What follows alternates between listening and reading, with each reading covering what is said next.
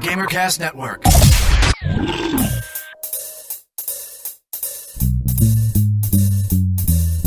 Hey. All right. It's a video game show. It's a video game show. It's not a game show about videos. It's a video game show. Welcome to the GamerCast Network Video Game Show, episode number 88 for Sunday, May 4th, 2008. I'm Chad, and this week for the roll call, in honor of it being episode number 88, you know why it's an important number, right? 88 minutes, No. The new Al Pacino movie. No, not that god-awful thing. 88 miles per hour. Oh, Yeah, Back to the Future. Back to the Future. In honor of episode number 88, tell me your favorite racing game. Dude, that's kind of a stretch. What? 88, Back to the Future, so what's your favorite racing game? The other way would be, what's your favorite time travel game? And you want to try and answer that. I could answer that one. What's your I don't favorite know, man, racing myself. time traveling game? Well, that one would be a little more There you difficult. go. But we'll just go with racing games for right now. And joining us this evening is Keith. I'm gonna have to go with Mario Kart Double Dash. Oh, And I say that because of just the sheer amount of memories of good times with that over Chris's house. You never wanted Bob as your race mate because he would punch you off the bridges and then he would just giggle at you. And also joining us this evening is Phil. Got to look up the name of it. I forgot what it is. Then it must be a good one, memorable, and your favorite. This one's a classic. Ivan Stewart's Iron Man Super Off-Road, where you race in the trucks. I remember that now. And you buy yeah. like shocks and tires and engine and stuff like that. And also joining us is Ivan. well, since Keith stole mine, I'll go with Mario Kart DS then, since I can't do Double Dash. It's different. But the same, just like you and me. And Time Splitters is my favorite time traveling game. So there. Also joining us this evening from the Postgame Report podcast, a new member of the GamerCast Network, JVB. My favorite racing game has to be for the Dreamcast was Tokyo Extreme Racer, and the only reason why I enjoyed it so much was because you can upgrade and put rims and exhaust and all that. So I couldn't afford a real car. That was the closest thing. You live vicariously through your video game. Personally, I very much hate racing games. I don't like racing at all. Yeah, I'm not a big fan either. The only one I actually liked a lot was the one that actually won me a year's subscription to Blockbuster game rentals because I was in a video game competition and got first place in this game. That was Sega Virtua Racer for the Genesis. Surprised that no one said Ridge Racer. Because Ridge Racer sucks. Yeah, that really wasn't that good of a game. I just like saying Ridge Racer. This week on the GamerCast Network. On Uncle Gamer, the guys are talking about Microsoft and Yahoo passing on Steam. Did these big spends miss out on a golden opportunity? Check out Gamertag Radio for the latest news on all things Xbox. Boost your gamer score with the latest tips from Achievement Junkie. Tune into Podtacular for the biggest stories in the unofficial Halo universe. On Sarcastic Gamer, the crew finally takes to the mean streets of Liberty City, and Valve wants to give us something for free. So what's the problem? Discover the website that brings you all these great episodes and headlines at GamerCastNetwork.com. Quick reminder about the GamerCast Network invasion of Liberty City. For the release of Grand Theft Auto 4, several shows in the GamerCast Network have created special audio content just for the citizens of Liberty City. You can find these shows at gta.gamercastnetwork.com, and very soon there will be a special feed on iTunes just with this audio content. Next topic. Grand Theft Auto 4 came out last week, so has anyone here played it? Yes, I played it and I was aghast, appalled, and disgusted. I went out this morning and I robbed some people. I killed an old lady, but I obviously made it back to my home, and so now the cops are no longer looking for me because that's how it works. Well, not necessarily, because I had some cops chase me into my own home. Kill me. Really? Yeah. You see how in your little map there's a certain area that lights up? Oh, so if your safe house is in that area, they'll still come after you. Yes. I just spent about 2 hours playing pre-roam, and we had about 12 people. I called it West Side Story. We just were trying to stab each other. Biggest complaints right now. The cars, their wheels are made of ice. You just slide everywhere. Yeah, I've only played a little so far, and I have noticed the handling is very poor. I mean, you have to actually use the brakes effectively and know what you're doing. I love the driving simply because of that, where it's not holding your hand to drive. No, you either not at know all. how to drive it and utilize the e-brake and everything, or you're pretty much sliding all over the place. And that kind of gives you an edge in the racing. Can't your cars explode during those races? I mean, I didn't know that your car like blows up after a certain time. So, of course, while my tires are burning up, I'm still racing, and lo and behold, my car blew up. And after it explodes, don't you like respawn with a scooter? We had a full thing the other night. So we had like a 16-man race. I made my character look like Sue, just like in a t-shirt and some khaki pants. And the thing is, everyone ended up on a scooter. So we have all these people on scooters. And it looks like I have a housewife riding around on a scooter just mowing people down with a Uzi. It was hysterical. Yeah, the game's just a lot of fun. Keith, last week you really weren't looking forward to Grand Theft Auto 4. Has your mentality changed after playing it a little bit? Is it the same? Yes, it is. Does that make it any less fun? No, it doesn't. And the multiplayer aspect really does bring a lot to the table. I recommend it. It's fun. I recommend that all parents go out and buy it for their 10-year-old kids. Next topic.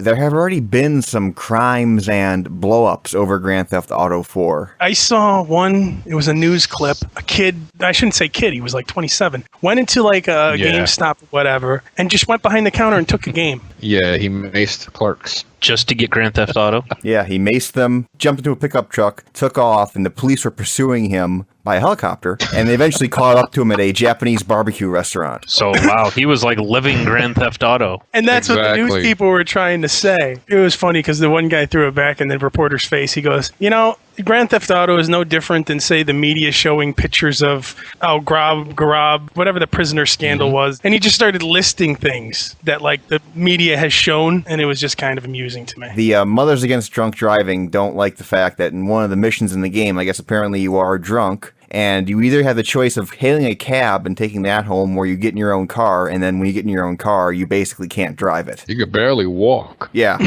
The Mothers Against Drunk Driving want the game to be re-rated as adults only. And What's mature rated? Isn't that... It's the equivalent of an R-rated movie. Okay, so what they're saying is it's okay for 18-year-old people and over to play the game, but not 17-year-old and over to play. I look at it more like a movie rated R or a movie rated X, where, in all honesty, you might not even have that big of a difference between the two movies, but AO-rated games aren't going to be carried by Walmart and that kind of thing, and just like rated X movies aren't going to be in theaters. That's the kicker, and I think it's more because they don't like the game, they want it to have the AO rating, so it won't be as out there for the people. But I know even the Game Stoop that I went up to and got it at, they ID'd me, they ID'd everyone. And you know what? That's fine with me. Although the guy at the GameStop did mess up, and I ended up getting Overlord. This is what I think happened. There was someone that was in there before me, and it was a kid. And I think basically he got ID'd and had to run out to grab his dad or whatever it was. And I went up and I asked for Grand Theft Auto, and the guy handed it to me, and he goes, all right, I see you have $20 prepaid. I was like, no, I don't have a prepay. And he goes, it says right here you have a prepay. And I was like, whatever, fine. So I think that he never cleared the other kid's stuff and gave me the prepay. So I picked up Overlord as well, which was $20. Sweet. I wonder what happened with the kid. That was the only part that I felt a little bad, but they'll end up giving the kid the prepay. I mean, and they'll realize their mistake. But I told him, no, I didn't prepay anything. And he said, it says right here you did. I said, okay, I'm not going to argue with you. I'll take Overlord, please. Oh, look, $20. This is supposed to be a good game. Next topic.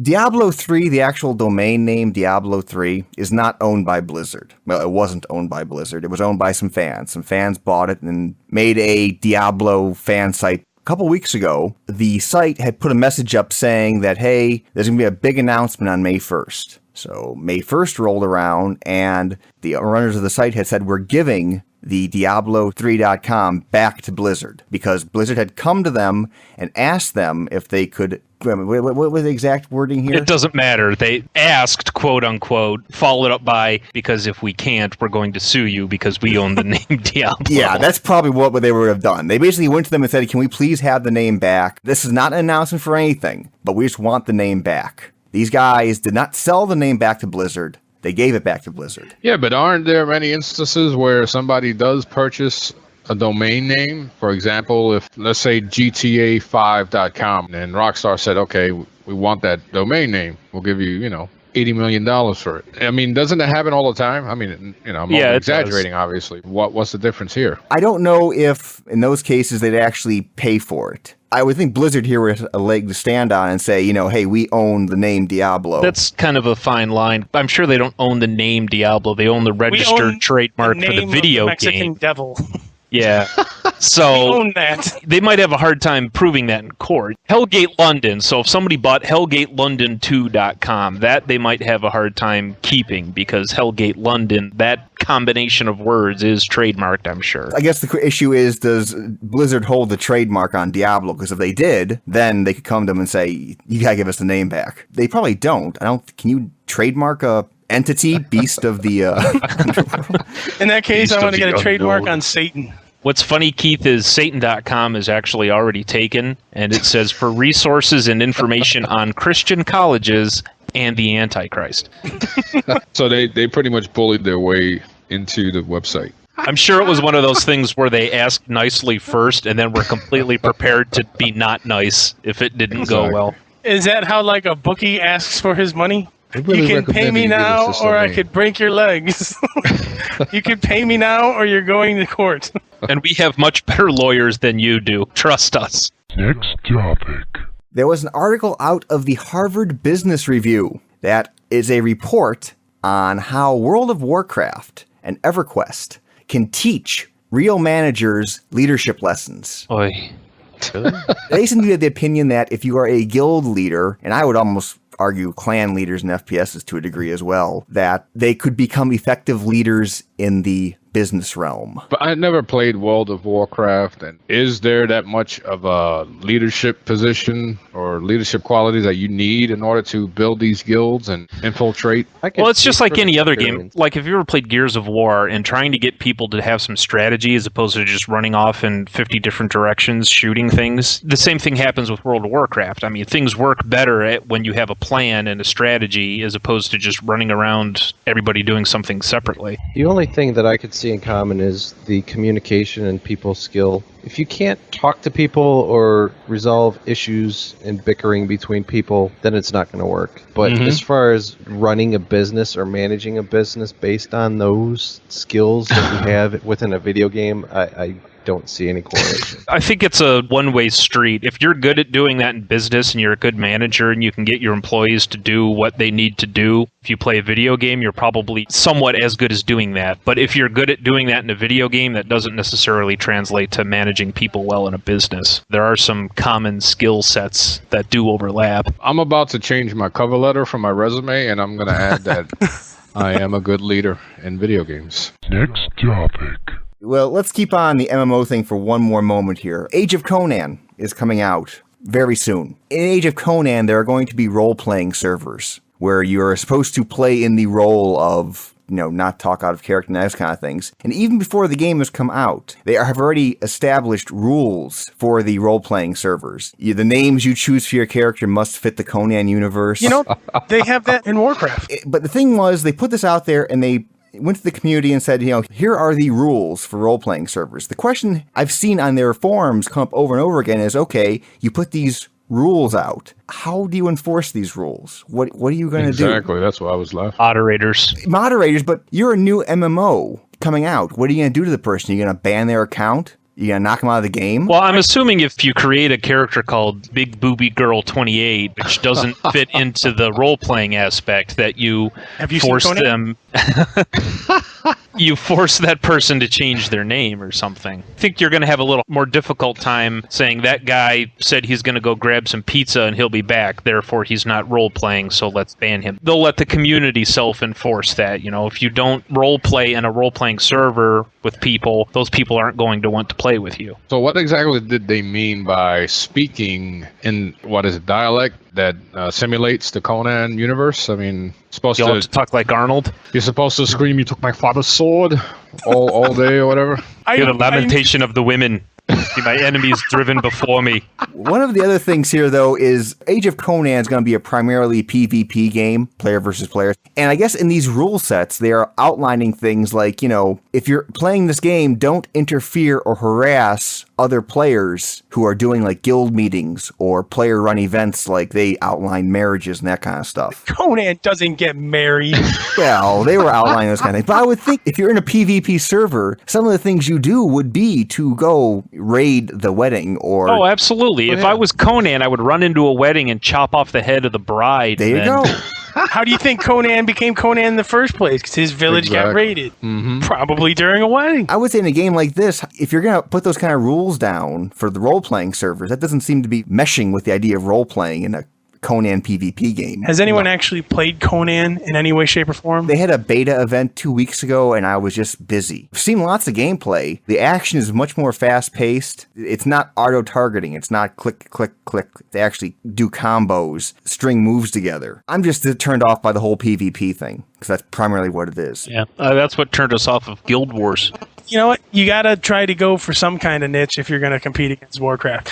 I still don't understand why they didn't do like a sci-fi MMO or like do a modern gang warfare MMO or something besides fantasy. As dumb as it sounds, I think it would be pretty cool to see like a Civil War MMO. Or any kind of war MMO. I mean, even World War II games are... No, hang on. They tried a World War II MMO. It failed miserably. Do you remember what it was called? World War II Online? I think it actually was called World War II Online. It was a really dumb name. I don't think the Civil War is capped as much as it could be. Not even an MMO, even a first-person shooter. I mean, it's so different. They have done several first-person shooter Civil War games. The History Channel's Civil War doesn't count. Okay, sorry. Because that wasn't a very well-made game.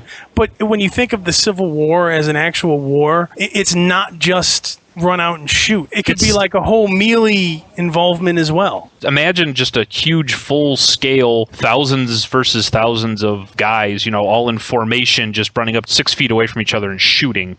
Okay, there you go. If I was a business manager and you could show me that you managed a Civil War reenactment with 1,000 people and kept them all in formation as opposed to running around and dancing and whatnot, then I would hire you. Beyond the Civil War, another MMO setting, I don't know how good it would be, but I'm missing lots of Western games, just Westerns, with cowboys and outlaws. One of the biggest things in MMOs is just walking everywhere. For some reason, they love to make you do that. Just imagine, in a Western, uncivilized, unpopulated areas, just walking across the desert. You could be the law, you could be the outlaw. You can hire somebody to put the coal in the train and stuff like that. Actually, that would be cool. That would be cool to be an Indian and shoot. Oh, I thought you were going to say it'd be cool to put the coal in the train. You could have your bounty hunter characters who are the guys that go out and do all that kind of stuff. You could have your bankers. Your bankers. You could do that. You could be like an entrepreneur. You could run depending on what rating they want, you could run a brothel. Yeah. Exactly. Next topic. Is anybody here interested in the Wii Fit? No, I have a bathroom scale. I guess one of the things was over this last weekend, Walmart had put on their front page, hey, go buy Wii Fit for your mom for Mother's Day. Oh, that's nice. Here, Mom, you're fat. Yeah. If we had Wiis, would you at all be interested in the board? Which, for those who don't know, Wii Fit's basically just a board which is going to measure your weight and measure how you're standing on it, leaning left or right, that kind of stuff. I don't own one, and if I did, I definitely would not pick this up. Not for me. There's some people who would buy it, though. I don't own a Wii anymore, but my girlfriend still has one, and she now owns her Wii. Yeah, she has control of my Wii. If I needed a new game for the Wii, I would go out and buy Mario Kart. Wii Fit's going to include a number of mini games and that kind of stuff, but the big thing for Wii Fit is they're going to have like these yoga and strength training sessions where you actually hold yoga poses. Oh, I can't wait for people to start hurting themselves with that. And actually, some third-party devs are going to be using the Wii Fit board in their games, and the first one's going to be Don King's Prize Fighter. Not for the actual boxing, but they're going to use it for the training sessions. So they're going to do push-ups and jump rope and that kind of stuff with the Wii Fit board. Because you need a video game to do push-ups and jump rope.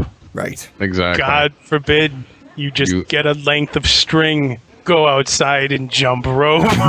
Exactly. It's pretty much telling you, hey, you absolutely do not need to go outside. for anything. Don't interact with anybody. I can picture the amount of broken boards that are going to show up. I guess in the Wii Fit game itself, there's a jogging game. I don't know why they put it with the Wii Fit board. You don't actually use the Wii Fit board with jogging. You put the Wiimote in your pocket and you just run in place. Oh, that starts a whole new line of jokes. Yeah, it does. Yeah, it does. Is that a Wii in your pocket, or are you just happy to see me? Both. Next topic. We had the contest here, for those who actually remembered a couple episodes ago. This was the contest in honor of Grand Theft Auto 4 coming out, where we give away 2 map pack codes to Call of Duty 4. Don't ask the logic as to why. That's just what we had. You know, wonton violence and wonton violence. The contest was, what is the first thing you're going to do in Grand Theft Auto 4? And the request was, please be funny and please be creative. First off, for the people who said the first thing they're going to do in Grand Theft Auto 4 is Chad's mom, no, you guys don't get the code. Sorry. You know what? That's a Bob joke. I know. Only Bob can say that. And since Bob's not here, too bad. There was one I really liked. From the Lord of all Unicorns. I'm going to find some old person, hopefully a grandmother, and follow her around, escorting her around the city wherever she went. Shooting all the people who got in her way and try to hinder her crossing the street or taking out her prescription. All the while letting out a fierce war cry in the real world. And after I got bored with that, I would run around in the car shooting anything that moves, the usual stuff in Grand Theft Auto. I like that. And the best part was, if that was real, imagine that old lady's reaction, because that would be hysterical. Just some dude following around, just killing everyone that comes within, 20 feet of her. This one's funny here. I'm going to beat down 13.5 hookers, and then in parentheses, one will have to be fat. You know what? Since that made you laugh, we'll go with that one. And that was from Penguin King. So congratulations to our winners. And a big thanks to Zeus Hates You for the Call of Duty map pack codes. Next topic. Mailbag. Mailbag. Wow. To be honest, this has nothing to do with video games, but I've been curious after hearing some rumors about what you all have done in the past. What kind of music do you all listen to? Is it death metal? Because everyone has that sneaking suspicion. And yes, the show is amazing. So Bob and Chris love death metal. All of us don't like it. I like more mainstream death metal. I don't like the stuff where the guy's just growling and you can't understand a thing they're saying. Yeah. Like Lamb of God from Guitar Hero. I'm into industrial music, like Ministry and Skinny Puppy from 242. And of course, the more commercial Nine Inch Nails. That's what I grew up listening to. I'm pretty much a classic rock, like Floyd, Zeppelin, Skynyrd, man. The Door. No, I'm not a big Skynyrd. Floyd, Zeppelin, and Tool are probably my top 3 bands. I know Tool isn't exactly classic rock. Mostly rock, some metal. I'll go from like Three Doors Down to Breaking Benjamin to Metallica and Megadeth. I even like some of the stuff that some of the people from American Idol have been releasing, like I will say my music tastes are wide, except for country. I don't like country. I listen to everything from Peter Gabriel, Police, Asian metal, industrial stuff, Aries. No, I was going to say Chad strikes me as a Yanni kind of guy. No, Yanni, awesome. no. I like Yanni. Zamfir, master of the pan flute. Every once in a while, Zamfir ain't bad. I'm a big Enya fan. I can respect everything. I'll pop in classical. Some Chopin every now and then is kind of relaxing. Yeah, for me, everything but country. I can't take country. Country's a bit too whiny and twangy for me as well. Yeah, I don't like country, and I don't like R&B. I can't get into that. All right, that's fine. You gotta have your likes and your dislikes. I should say there is some country that's okay, but 99.99% of it, no, just go away. I have like 2 country songs. Like The Devil Went Down to Georgia is technically a country song, but I like that song. And I think the only other one I have in my music collection is a Garth Brooks song, and I'm sure Small Places. Yeah, Friends in Low Places. Yeah, there you go. Friends in Small Places. It's a song about a midget wedding. Next topic. Speaking of time travel and time splitters, last piece of mail here, we have a request from Zeth, who wants us to promote what is basically a petition calling for a high-def remake of Time Splitters. The site for the petition can be found at timesplitters2hd.blogspot.com. I'll put a link in the show notes. Time Splitters was a good game and all, but if I'm going to petition for a game series that I want to come back, I'm still leaning towards Wizardry. Yeah, it's not going to be Time Splitters, that's for sure. If you had to have one game remade that hasn't been remade in a long time, which one would it be? And obviously Keith here would go with the wizardry route. And I was just thinking about this the other day. There was a game that I was thinking about that I had played many moons ago. Oh, Blood, the old first-person PC shooter. I loved that game. That's going way back. That's early mid-90s, yeah. It was kind of Spawn like. You were a demon come back to avenge his family or something. I don't remember what. But the point was there was like cultists. Demons love their family. Yes. Well, yeah. There was a sequel, wasn't there? Yes, there was, but it was not nearly as good as the first. Maybe something along the lines of the Mega Man series. They have been doing Mega. They usually slap a Mega Man out, at least on the DS. But those different kind of Mega Man games, like Network Transmission. You just want a 2D side scroller Mega Man. Yeah, they haven't done that in a while. Just read something very recently, like this past weekend, that said I think Mega Man was the #1 franchise to have the most games in it, with something obnoxious like 40 some odd games or something like that with Mega Man in the title. That beats Mario? It probably does. There's a ton of Mega Man games. Yeah, there's a lot. JVB, what would you say? I would have to go with Shenmue. It's been rumored that for so long there's going to be a Shenmue 3 that would hit next generation. I don't know if you're ever going to see that because I think they lost a lot of money on Shenmue. It was a $70 million game, and I don't think it made it all back. No, it didn't, unfortunately. And the first Shenmue on the Dreamcast was such an unbelievable game that I even had a dream about it and woke up believing that I was still driving my little forklift, moving crates around, and I'm arguing with my wife. That was the best part of the game, was a forklift job. That was great. I distinctly remember you talking about the forklift job as your favorite mini game, Chad. It was so stupidly simple. It was like you're working on the docks, you had a forklift, and all you had to do was move crates from point A to point B. It was so stupid simple, but it was so fun. Exactly. And if I had to call for the remake of a game, I would have to say Outlaws, which is the Western FPS from LucasArts I talked about a little while ago. I know there have been lots of other Westerns out there like Call of Juarez, Gun, and Red Dead Revolver, but I would really like to see an Outlaws too. Next topic. JVB, would you like to talk about your show, Postgame Report, for a few moments? Because you're now part of the GamerCast network. Well, the Postgame Report is a community show that focuses around the TalkingAboutGames.com community and forums. But I also like to include, of course, people from different forums and blogs, podcasts, etc. Right now, as it stands, the show is pretty much ran by the forum members at TalkingAboutGames.com. And I'm pretty much sitting in the background for now, but I'm also starting a new project that will coincide with the Postgame Report, and I'm going to call it Postgame Report Audio Gamers Profile, where I would sit down with someone, and instead of on your website, you would read somebody's profile, I would pretty much do it in an audio sense, which would introduce people in a new avenue and kind of personalize people a little more. Oh, very cool. Thank you.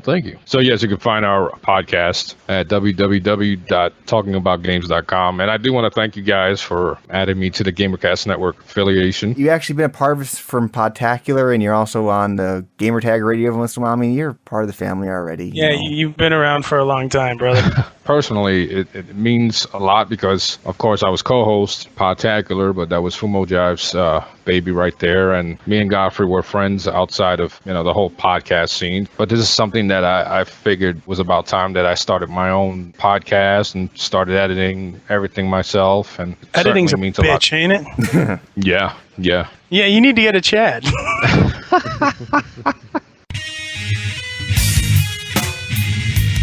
And that was Video Game Show episode number 88 for Sunday, May 4th, 2008. Any ham sandwiches or shattered dream pies to give to the world, peoples? And I think the first ham sandwich has to go to JVB for sitting in with us this evening. Yes, indeed. Thank you.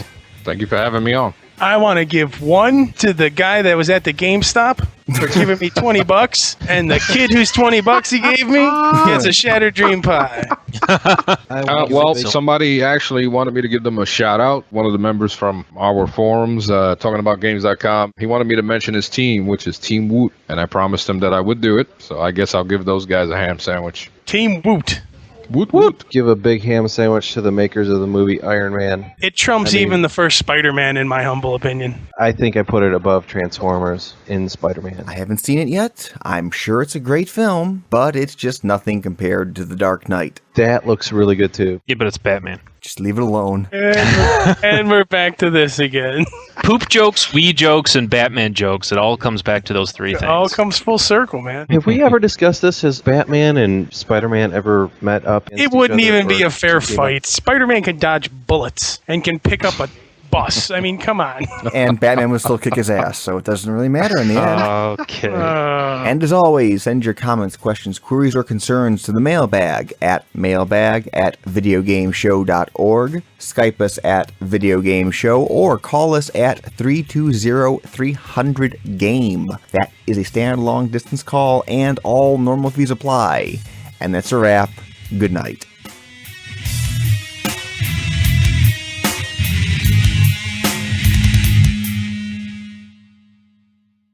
Keith, did Chris ever tell you about a dream I had with you guys? Like pretty much the whole VGS crew. Like we were at like a log cabin eating pancakes and omelets. Don't know why. No, he never told me that. That definitely sounds like something we would do. When someone starts with "we had a dream about you," normally it doesn't go very happy places. Yeah, there's like furry animals involved. Freaking pools. I hope pancakes were good at least. Yeah.